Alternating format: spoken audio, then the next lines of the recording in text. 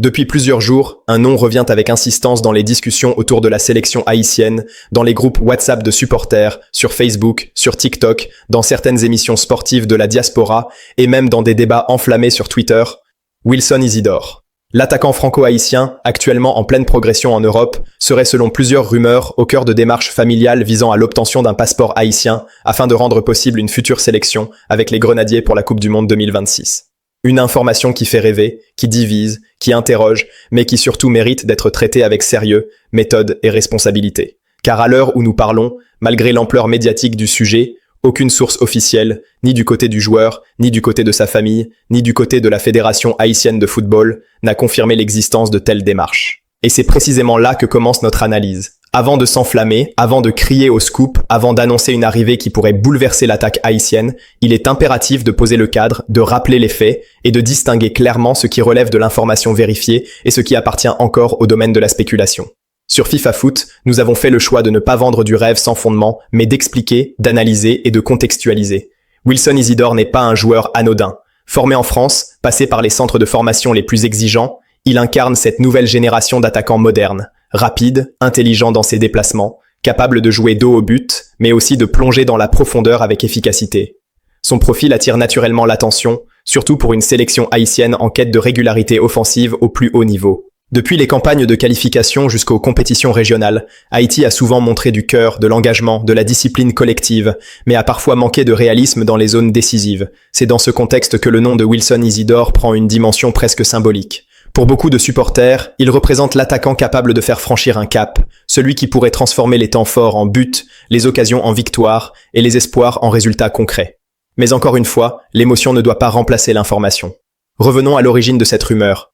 Tout commence par des analyses croisées dans certains médias spécialisés et des influenceurs football qui évoquent, sans preuve formelle, des démarches entamées par l'entourage familial du joueur pour faciliter une éventuelle sélection avec Haïti. Le mot-clé ici est « évoque ». Aucun document officiel, aucune déclaration audio ou écrite, aucun communiqué, aucune interview directe de Wilson Isidore ne vient appuyer ces affirmations. Du côté de la Fédération haïtienne de football, silence total, pas de confirmation, pas de démenti. Un silence qui alimente forcément les interprétations, mais qui ne peut en aucun cas être assimilé à une validation. Dans le football moderne, surtout à l'approche d'une Coupe du Monde élargie comme celle de 2026, les rumeurs de binationaux sont monnaie courante. Chaque sélection espère attirer des talents issus de la diaspora, chaque joueur est analysé sous l'angle de son éligibilité, chaque détail administratif devient un sujet de débat public. Haïti n'échappe pas à cette réalité. La différence, c'est que dans le cas de Wilson Isidore, l'emballement médiatique semble avoir précédé toute confirmation institutionnelle. Et c'est là que FIFA Foot a jugé nécessaire de faire un arrêt sur image. Est-il possible que des démarches soient en cours sans communication officielle? Oui. Est-il courant que des discussions exploratoires aient lieu en coulisses avant toute annonce? Absolument. Mais est-il responsable d'affirmer aujourd'hui que Wilson Isidore jouera la Coupe du Monde 2026 avec Haïti? Clairement non. Le football international est régi par des règles strictes, notamment celles de la FIFA concernant l'éligibilité, les changements de nationalité sportive et les sélections définitives. Un simple passeport ne suffit pas toujours. Il faut analyser les sélections de jeunes, les matchs officiels joués, les délais réglementaires et les autorisations nécessaires. Et sur ce terrain-là, aucune information publique ne permet aujourd'hui de tirer une conclusion définitive. Ce flou nourrit l'imaginaire collectif, mais il exige aussi de la prudence. Car créer une attente trop forte autour d'un joueur qui n'a rien confirmé peut se retourner contre la sélection, contre la fédération et même contre le joueur lui-même. Wilson Isidore n'a jamais publiquement exprimé son intention de jouer pour Haïti. Il n'a jamais revendiqué ce choix dans une interview. Il n'a jamais publié un message allant dans ce sens sur ses réseaux sociaux. De son côté, la FHF n'a jamais communiqué sur une procédure en cours. Nous sommes donc face à une situation où l'analyse doit primer sur l'émotion. Cela ne signifie pas que le scénario est impossible. Au contraire, il est crédible sur le plan théorique. Haïti dispose d'une diaspora riche, de talents éparpillés en Europe, en Amérique du Nord et ailleurs. La Coupe du Monde 2026, organisée en partie dans la zone CONCACAF, représente une opportunité historique. Beaucoup de joueurs binationaux se poseront forcément la question de leur avenir international. Mais entre la possibilité et la réalité, il y a un chemin administratif, sportif et personnel complexe. Choisir une sélection, ce n'est pas seulement une question de passeport. C'est un projet de carrière, une identité, une vision à long terme. Wilson Isidore, à ce stade de sa carrière, est encore en pleine construction. Ses choix seront dictés par de nombreux facteurs. son temps de jeu en club, ses ambitions sportives, ses perspectives en équipe nationale, son attachement personnel à ses origines, mais aussi la stabilité et le projet proposé par la sélection intéressée. Et c'est là que la question dépasse le simple cas Isidore. Elle interroge le projet global du football haïtien. Quelle vision propose-t-on aux binationaux? Quel cadre professionnel? Quelle stabilité technique? Quelle ambition réelle pour 2026 et au-delà? Sans réponse claire à ces questions, même les rumeurs les plus séduisantes restent fragiles. FIFA Foot a donc choisi une approche claire. Reconnaître l'existence du débat, analyser les éléments disponibles, mais refuser toute affirmation non vérifiée. Parce que le football haïtien mérite mieux que des illusions. Il mérite des projets solides, des décisions assumées et des annonces fondées sur des faits.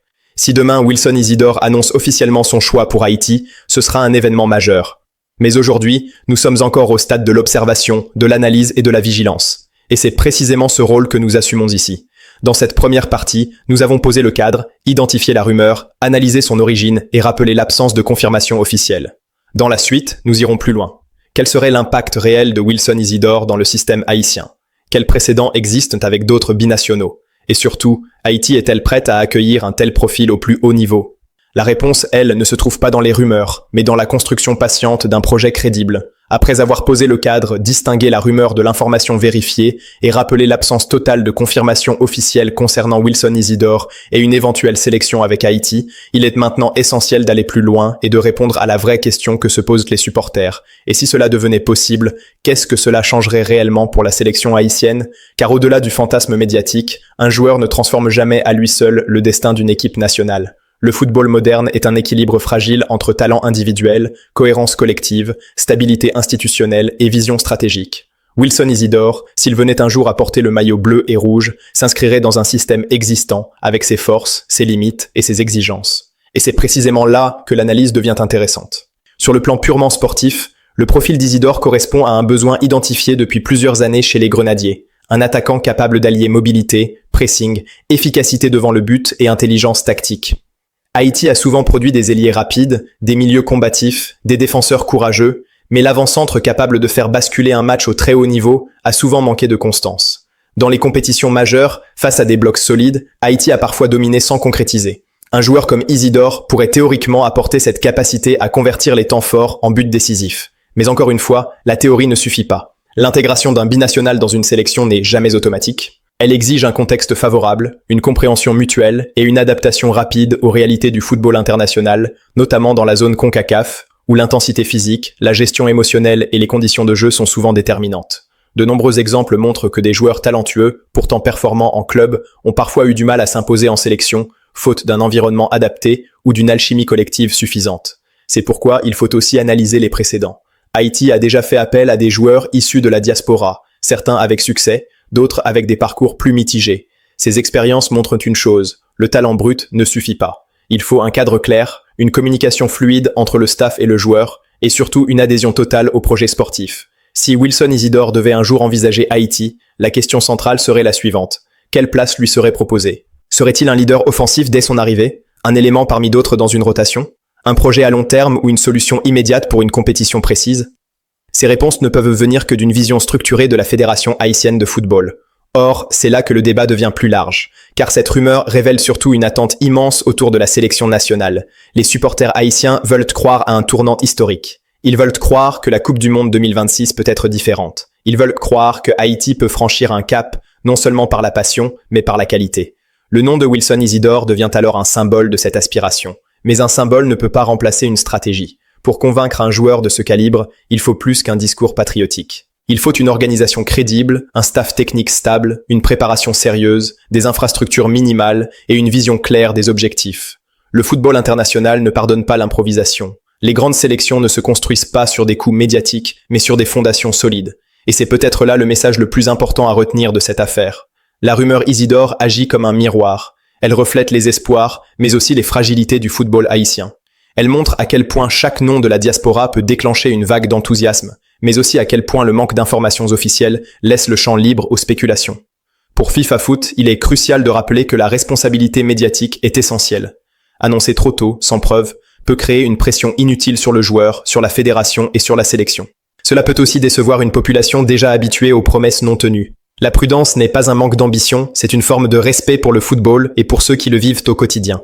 Cela ne signifie pas qu'il faut éteindre le débat. Au contraire, il faut l'élever. Plutôt que de se demander uniquement si Wilson Isidore viendra, il faut se demander si Haïti est prête à accueillir et à valoriser ce type de joueur. Si la réponse est non, alors la priorité n'est pas le passeport d'un attaquant, mais la structuration globale de la sélection. Si la réponse est oui, alors les démarches, lorsqu'elles existeront réellement, devront être menées dans la transparence, le respect des règles et la cohérence sportive. Un autre aspect souvent négligé dans ce type de rumeurs est la dimension humaine.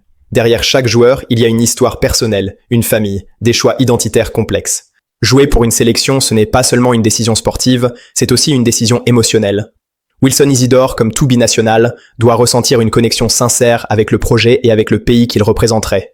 Cette connexion ne se décrète pas sur les réseaux sociaux, elle se construit dans le temps, par le dialogue, la confiance et le respect mutuel.